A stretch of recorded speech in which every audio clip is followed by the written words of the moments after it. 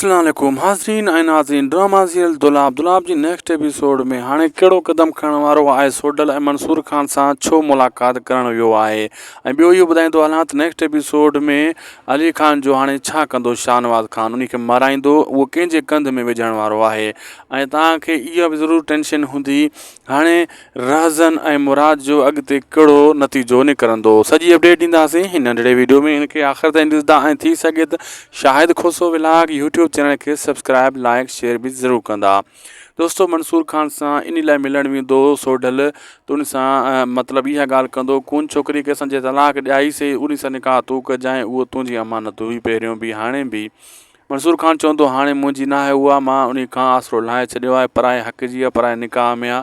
मुंहिंजो उन सां को तालुक़ु न आहे हाणे। ऐं हू मदद बि घुरंदो मंसूर खान खां सोडल ऐं उन खे ऑफर बि ॾींदो।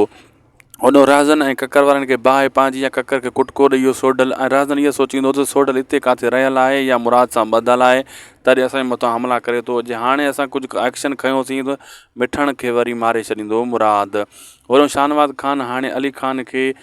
मराईंदो कंहिंजे न कंहिंजे दर ते उछलाईंदो लेकिन अली खान मरंदो कोन बची वेंदो उन खां पहिरियों ई लेकिन शाहनवाज़ खान पंहिंजी कोशिशि कंदो या राज़न वारनि जे दर ते उछलाईंदो उन खे या वरी मंसूर खान जे कंध में हणंदो जीअं मुराद ईअं सम्झे त मंसूर खान इहो कमु करायो आहे छो त पहिरियों ई तोतनि चई वियो मंसूर खान जे नाले अहिड़े हिसाब सां उन्हनि जे कंध में विझण जी कोशिशि कंदो।